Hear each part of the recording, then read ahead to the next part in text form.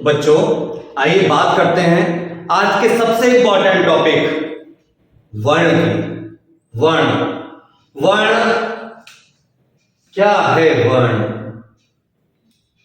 आइए समझते हैं वर्ण को, क्योंकि वर्ण जो है ये एक बेसिक नीड है हिंदी विषय को समझने के लिए। प्यारे बच्चों, हमें पहले यह पता होना चाहिए कि हमारे मुख से जो आवाज निकलती है, हमारे मुख से जो आवाज निकलती है क्या कहलाती है? ध्वनि कहलाती है। क्या कहलाती है? ध्वनि। हमारे मुख से जो भी आवाज निकलती है वो ध्वनि कहलाती है। और ये जो मुख से निकलने वाली ध्वनि है ये क्या है? ये है वर्ण। क्या है ये? वर्ण। और इस ध्वनि के टुकड़े नहीं किए जा सकते। बच्चों आइए समझते हैं परिभाषा के माध्यम से कि वर्ण क्या है। समझने की कोशिश कीजिए, समझ में आपको बहुत जल्दी आएगा और जरूर आएगा। बस बने रहिए मेरे साथ। वर्ण क्या है? भाषा की सबसे छोटी इकाई अथवा ध्वनि।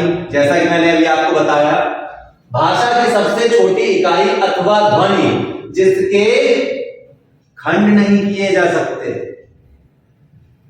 जो वर्ण है इसके खंड नहीं किए जा सकते, वर्ण या अक्षर कहलाती है। देखिए, भाषा की सबसे छोटी इकाई जिसके खंड नहीं किए जा सकते वर्ण या अक्षर कहलाती है। मैंने आपको अभी बताया था हमारे मुख से जो आवाज निकलती है वो ध्वनि कहलाती है। और ये ध्वनि क्या कहलाती है? वर्ण कहलाती है। और इस वर्ण के टुकड़े नहीं किए जा सकते, इसको तोड़ा नहीं जा सकता, इसको विभाजित नहीं किया जा सकता। तो भाषा की सबसे छोटी इकाई अथवा ध्वनि जिसके खंड नहीं किए जा सकते वर्ण या अक्षर कहलाती है। आइए बाकी और क्लियर कर देता हूं आगे।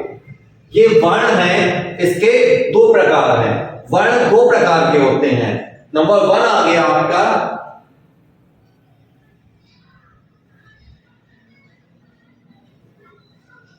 क्या लिखा है? ये स्वर। क्या लिखा है? स्वर। वर्ण का एक भाग है क्या? स्वर। दूसरा आ गया आपका, मैंने बताया वर्ण दो प्रकार के होते हैं। एक आ गया स्वर, एक आ गया आपका व्यंजन। स्वर और व्यंजन।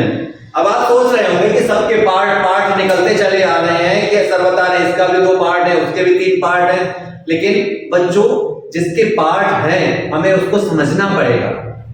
हमें हिंदी के प्रत्येक अंग को समझना पड़ेगा, तब हिंदी हमारे लिए सिंपल लैंग्वेज कहलाएगी।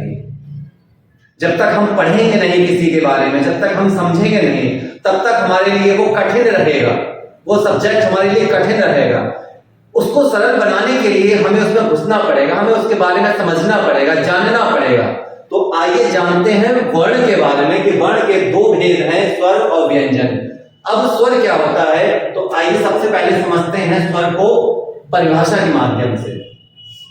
जिन वर्णों का उच्चारण स्वतंत्र रूप से होता है, जिन वर्णों का उच्चारण स्वतंत्र रूप से होता है, अर्थात जिनको बोलने में किसी अन्य वर्ण की सहायता नहीं लेनी पड़ती, जिन वर्णों का उच्चारण स्वतंत्र रूप से होता है, जिनको बोलने में किसी अन्य वर्ण की सहायता नहीं लेनी पड़ती और हवा बिना किसी बाधा के मुख से बाहर निकलती है, उन्हें स्वर कहते हैं।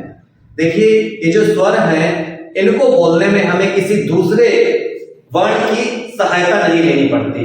ये स्वतंत्र होते हैं। स्वर जो होते हैं स्वतंत्र होते हैं।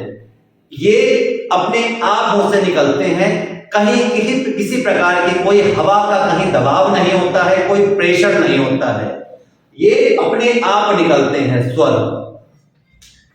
जिन वर्णों का उच्चारण स्वतंत्र रूप से होता है, जिनके बोलने में किसी अन्य वर्ण की सहायता नहीं ली जाती और बिना किसी बाधा के मुख से बाहर निकलती है, उन्हें स्वर कहते हैं। आप ये डेफिनेशन को नोट करना चाहें तो आप नोट कर लीजिए, इससे आपको समझने में आसानी रहेगी। नोट कर सकते हैं आप। अब समझते हैं स्वर होते क्या हैं। आपने ये तो समझ लिया कि हाँ स्वर वो हैं जो स्वतंत्र रूप से बोले जाते हैं, लेकिन स्वतंत्र रूप से क्या बोले जाते हैं, कौन से हैं स्वर, आइए बताते हैं स्वर कौन से होते हैं। स्वर वही है, कुछ नया नहीं है, स्वर वही है जो आप पहले पढ़ चुके हैं, लेकिन बस केवल इतना ज्ञात नहीं है कि ये स्वर है कि ये व्यंजन है। इसको डिफरेंस मैं आपको आज बताऊंगा कि स्वर क्या है और व्यंजन क्या है। आपने पढ़ा होगा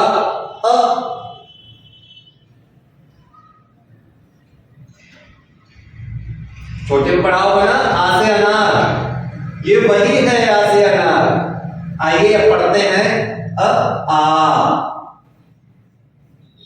ई,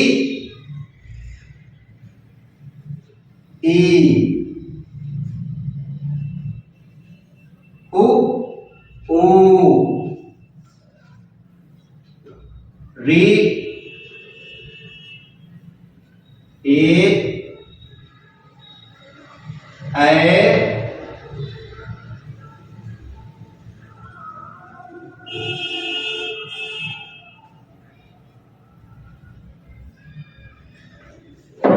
आइए मेरे साथ पढ़ते हैं हम लोग। अ, आ, ई, उ, री, ओ, लौट आइए अपने बचपन में, जब छोटे में पढ़ा करते थे हम लोग। आ से अनार, आ से आम, ई से इमली और बड़ी से ईख। बचपना लौट आया ना आपका। आइए फिर से हम लोग पढ़ते हैं। अ, आ, ई, उ, री, ए, ओ, अंगाहा नहीं कहना। बहुत से लोग बोल रहे होंगे मेरे साथ अंग आहा नहीं, ये हम यहाँ स्वर में नहीं इंक्लूड करेंगे। इसको अंग आहा को स्वर में इंक्लूड नहीं करेंगे। किसमें इंक्लूड करेंगे ये मैं आपको बाद में बताऊंगा। अभी केवल सीखते हैं स्वर। तो स्वर कौन कौन से होते हैं, आ, ई, उ, री, ए, ओ, कितने स्वर होते हैं। वर्ण, जिन वर्णों का उच्चारण स्वतंत्र रूप से होता है, जिनको बोलने में किसी अन्य वर्ण की सहायता नहीं लेनी पड़ती है और हवा बिना किसी बाधा के मुख से बाहर निकलती है। आइए देखते हैं हवा बिना किसी बाधा के मुख से बाहर निकल रही है कि नहीं निकल रही है, या सिर्फ ये परिभाषा में ही है। देखिए अ, आ, ई, उ, री, ए, ओ, स्वतंत्र रूप से हवा निकल रही है ना। आप पढ़कर देखिए, कोई रुकावट नहीं होगी हवा को निकलने में। इसलिए ये क्या कहलाते हैं, ये कहलाते हैं स्वर। क्या कहलाते हैं, स्वर। लेकिन स्वर होते कितने हैं बताइए, कितने होते हैं तो गिन लीजिए। आइए देखते हैं कितने होते हैं स्वर। 1, 2, 3, 4, 5, 6, 7, 8, 9, 10 और कितने होते हैं 11। कितने होते हैं स्वर, 11 स्वर होते हैं। देखिए चाहे आप स्कूल में पढ़ते हो बच्चे हो, चाहे आप किसी कंपटीशन की तैयारी कर रहे हो, कॉम्पिटिटिव एग्जाम की तैयारी कर रहे हो जिसमें हिंदी आती हो, अगर एक क्वेश्चन आता है उसमें से कि स्वर कितने होते हैं, तो आंख बंद करके आप स्वर 11 होते हैं और टिक कर दीजिए। आपका क्वेश्चन कभी भी गलत नहीं होगा। आपको कंफ्यूज करने के लिए स्वर वहां पर 13 भी दिए गए होंगे, लेकिन हमको टिक किसको करना है, सिर्फ 11 को। स्वर कितने होते हैं, 11 होते हैं। अंग और आहा इसमें शामिल नहीं है। ये किसमें होता है, ये अयोग बहा में होता है, वो मैं आपको आगे समझाऊंगा। तो स्वर कितने होते हैं, 11। हमेशा याद रखिए स्वर होते हैं 11।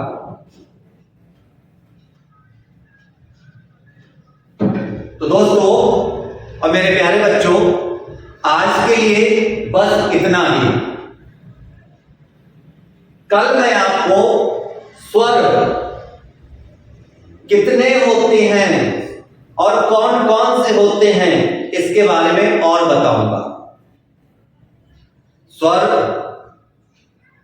होते हैं आगे ह्रस्व स्वर, दीर्घ स्वर, प्लुत स्वर। अब ये क्या होते हैं ह्रस्व स्वर, दीर्घ स्वर और प्लुत स्वर, ये आपको अगले वीडियो में मिलेगा। तब तक के लिए धन्यवाद। अगर आपको मेरा वीडियो अच्छा लगे, मेरे पढ़ाने का तरीका आपको अच्छा लगे, तो प्लीज मेरे चैनल को सब्सक्राइब करिए, लाइक करिए और शेयर करते रहिए, जिससे मैं दुगने जोश के साथ और ज्यादा नए वीडियोस बनाऊं और आपकी सेवा में तत्पर रहूं। तब तक के लिए धन्यवाद, नमस्कार मेरे साथियों और मेरे बच्चों को ढेर सारा प्यार।